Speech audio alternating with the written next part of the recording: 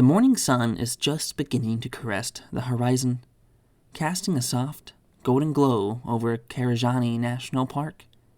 And I feel a mixture of excitement and apprehension as I load my Land Cruiser for my first solo patrol. I checked my gear one last time. Radio? Check. Map? Also check. Water and supplies all accounted for. I climbed into the driver's seat and started the engine, the sound breaking the morning stillness. This park, with all its rugged terrain and untamed beauty, is now my responsibility. The Australian Outback. It stretches out before me, vast and unyielding. I can't help but to think about how far I've come to be here. With a sense of nostalgia, I reached into the glove compartment and pulled out a weathered, leather-bound notebook, flipping it open. I'm greeted by a collage of notes, sketches, and photographs. More than half of the photos feature me and my father in various outdoor settings, snapshots of our shared adventures. My parents divorced when I was just a kid, so my life was split between their two worlds. Growing up, I spent the weekdays with my mom in the stifling urban sprawl of Perth, but the weekends were my escape.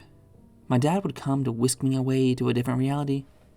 We'd go exploring the national parks all across Western Australia, hiking through the bushland and camping under starlit skies.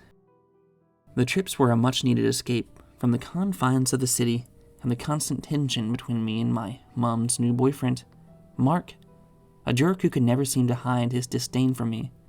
The feeling was mutual. As I flip through the images, I see myself growing up from a curious child in awe of the natural world to a teenager more confident and assured, always by my dad's side. One particular photo catches my eye.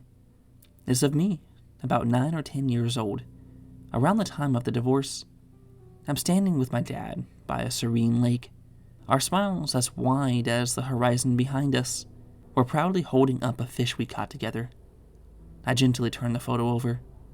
There, in my dad's familiar, slanted handwriting, is a message that strikes a chord in my heart. The wilderness is where you'll find yourself. The last photo in the collection, taken on the weekend of my 15th birthday, is one I rarely look at, but today, I feel compelled to. We're sitting on a rocky outcrop, our faces turned towards the setting sun. Dad's arm is around my shoulders, and I'm leaning into him, a half smile on my face. It's his expression that catches my eye. There's a shadow that hangs over him. He was a man haunted by demons that he never spoke with me about, and that I was too afraid to ever ask him.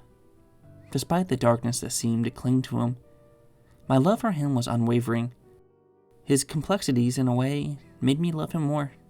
He was my rock, a constant in a sea of change. In my heart of hearts, I had convinced myself that it would always be just the two of us, father and daughter, side by side against the world. The crackle of the radio startles me out of my reverie. My supervisor's familiar, gruff voice fills the cabin. Arnhem, do you read me? I pick up the radio and press the button, my voice steady but with an undercurrent of anticipation. This is Ranger Arnhem, reading you loud and clear. What's the good word, Big Mike? Just checking in to see if you're all set for your solo excursion. Big Mike replies. Yeah, all good here. Just about to head out. I smiled, appreciating his concern. Remember, kiddo, this park's a wild place. Keep your wits about you and don't take unnecessary risks, he advised. Absolutely. I promise I won't do anything you wouldn't. I replied with a playful tone that elicits a chuckle out of the other end. Good, that's what I like to hear. And hey, Willow, he adds, a hint of warmth breaking through his usually stoic demeanor. Your old man would be proud of you. You've got this. A lump forms in my throat at his words.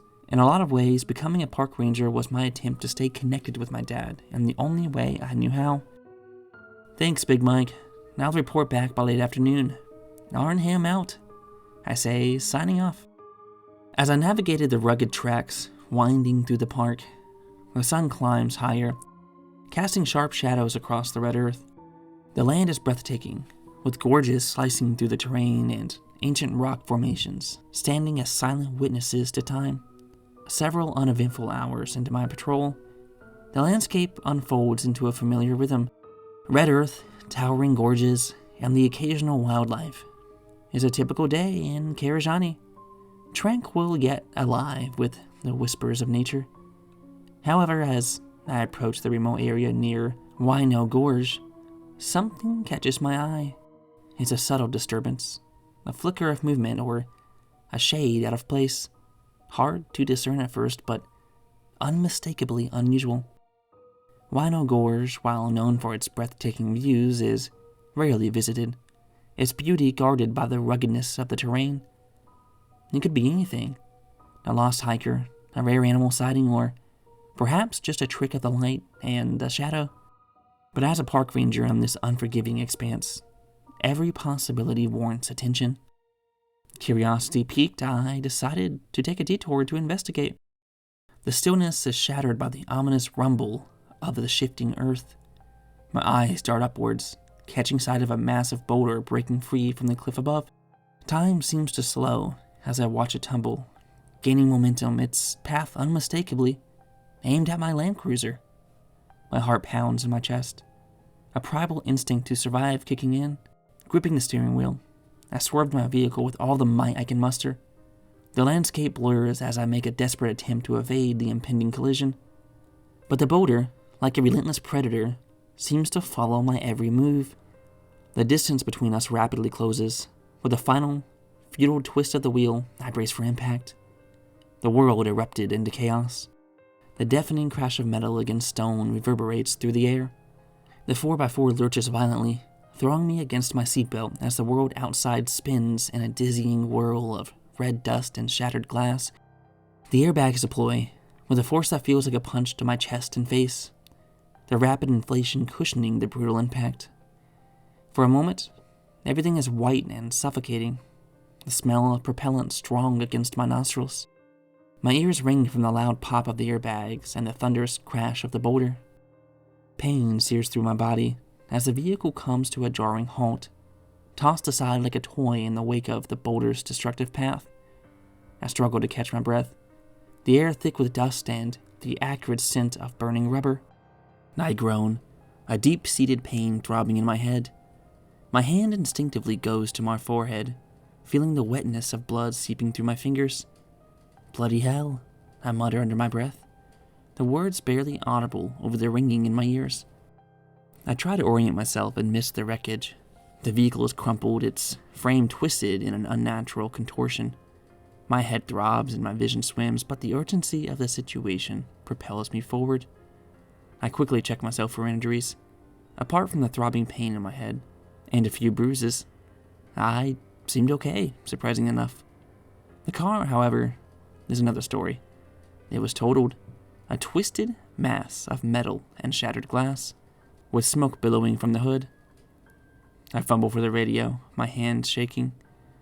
"Base, this is Ranger Arnhem," I croaked out, hoping the radio survived the crash. Static crackled in response, a sign the communication might still be possible. "I've been in an accident near Wino Gorge, and I need immediate assistance." The radio remained silent, leaving me with a sinking feeling of isolation. Panic rose in my chest. I'm tens of kilometers away from the nearest ranger station, in a rarely patrolled part of the park.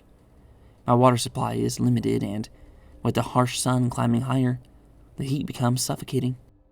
The old fear, that gnawing sense of abandonment, starts to creep back in, threatening to paralyze me. It's a ghost I thought I'd left behind, but here in the vastness of the Outback, it looms once more. But I fight against the rising tide of panic. I close my eyes and take a deep breath, focusing on what I can control. "You can do this, Willow," I say to myself through clenched teeth. I recall the survival training I underwent as a part of my ranger induction, the countless hours of first aid, navigation, and emergency response drills. With a grimace, I try to push the car door open. It creaks and resists, a reminder of the force of the crash. As I exerted more pressure, a sharp pain went through my arm, causing me to wince.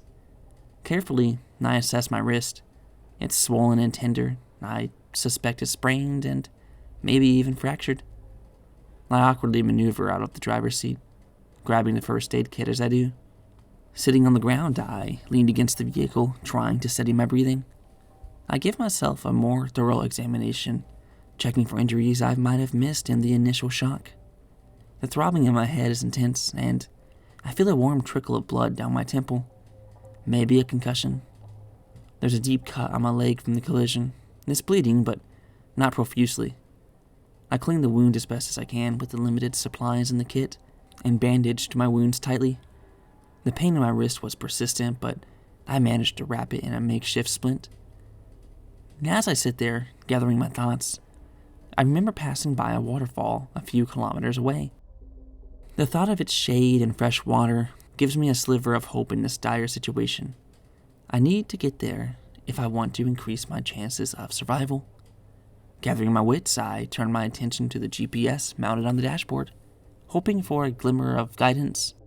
But my heart sinks as I find it damaged beyond use. Its screen a spiderweb of cracks, lifeless and unresponsive. I turn to the glove compartment, rummaging through its contents until my fingers find the familiar, slightly worn edges of a map. Laying it flat on the hood of the damaged vehicle, I try to pinpoint my current location. Using landmarks I remember passing, like the distinctive shape of a nearby gorge and the direction I was heading, I estimated my position. It's not exact, but it should be close enough. I trace the contours and landmarks with my finger. The waterfall is marked clearly, a blue, squiggly line amidst a sea of brown and greens. I plot my course mentally, calculating the distance and the direction I need to head. The sun, now a fiery orb in the sky, will be my guide. I need to head east, towards the rising sun, then veer slightly north. Gathering my strength, I stand up, wincing at the sharp pain in my leg and wrist. I grab my backpack and fill it with supplies from the car. Water, food rations, a small survival kit, and most importantly, my notebook. It's not much, but it's something. I put on a pair of glasses and a hat to shield myself from the relentless sun. I scour the area around the wreck, searching for anything that could serve as a makeshift walking stick. After a few minutes of searching, I find a sturdy, fallen branch. It's not perfect, but it's solid enough to support my weight and help me maintain my balance. The trek is grueling, each step a test of endurance. My sprained wrist throbs with every movement, and the cut on my leg stings sharply. But I push through the pain. The rugged terrain is unforgiving, with rocky outcrops and uneven ground making the journey more challenging. As I walk, I can't help but think of my dad. The stories he told me of his adventures in the wild, the tips he gave me for surviving in harsh conditions. They all come flooding back. I realize now how much those weekend excursions with him were not just about bonding, but also about preparing me for moments like this. Every few hundred meters, I come to a stop, taking sips from my canteen, rationing the precious water to make it last as long as possible. The sun relentlessly beat down on me, causing sweat to pour from my brow and evaporate instantly in the air. Each pause is also an opportunity to check the compass for my survival kit, to ensure that I'm still heading in the right direction. As I trudge on, a nagging sensation begins to gnaw at the edge of my consciousness. It's a feeling of being watched, a prickling at the back of my neck that I can't quite shake off. At first I dismiss it as jitters, but the feeling persists. I caught fleeting glimpses of shadows moving at the edge of my vision, too quick to just be tricks of the light. Every rustle of the underbrush, snap of a twig sent shivers down my spine. It's as if the landscape itself was watching me, a silent stalker just out of sight. Finally, after what seems like an eternity, I reach the waterfall. The sound of cascading water is a welcome relief. The shade provided by the surrounding trees offers a respite from the searing sun. I collapse near the water's edge. I crawl towards the water. The sound of it is soothing balm to my frazzled nerves.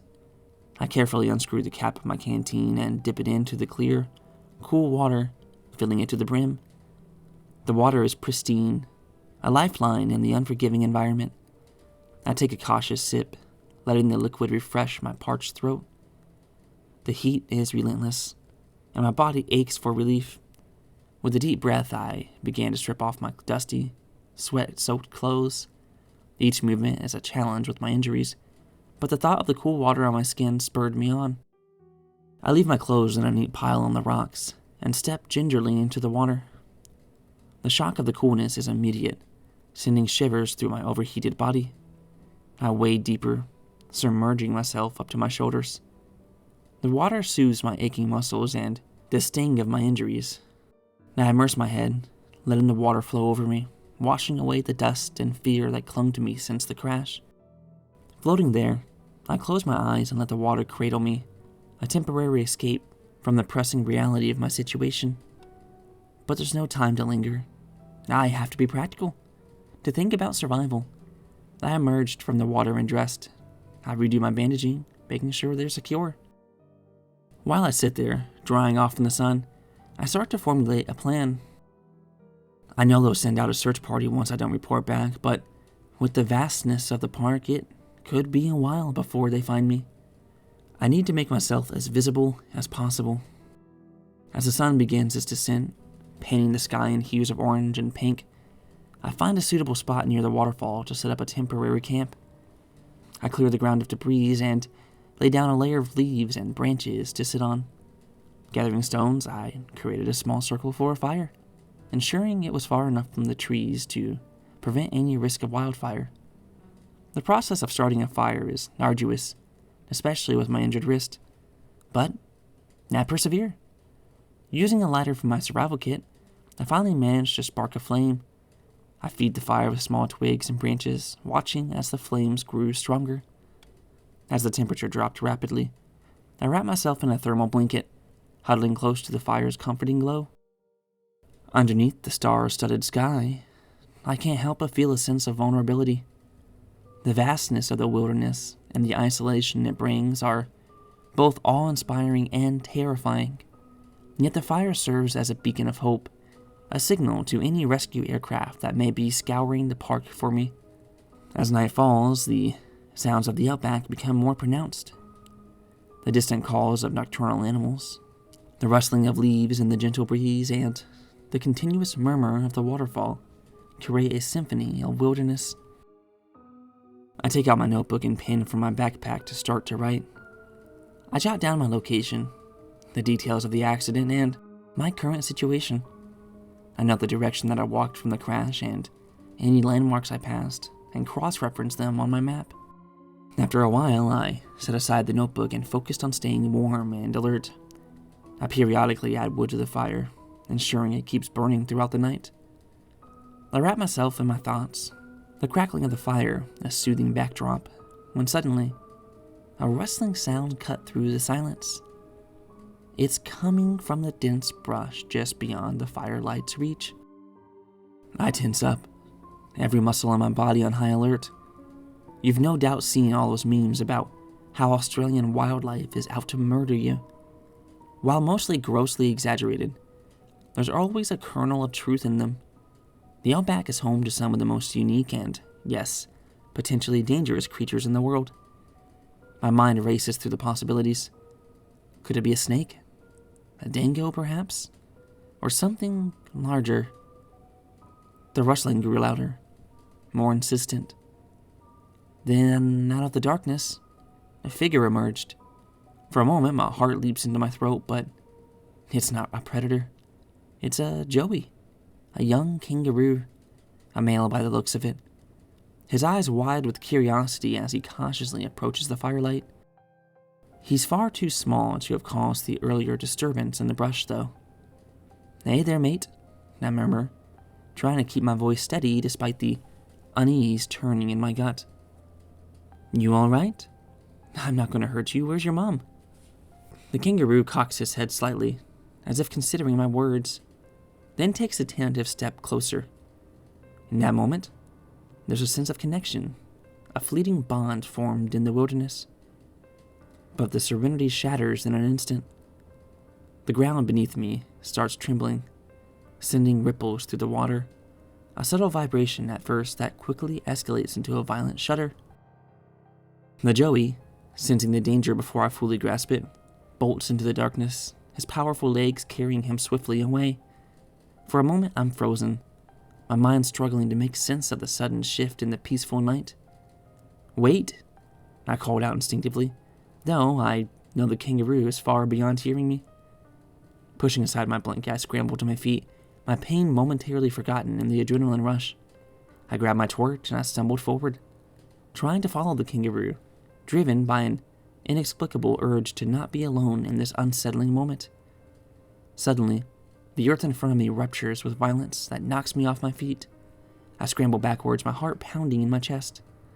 From the fissure in the ground, a nightmarish creature emerges, its form so bizarre and terrifying that my mind struggles to comprehend it.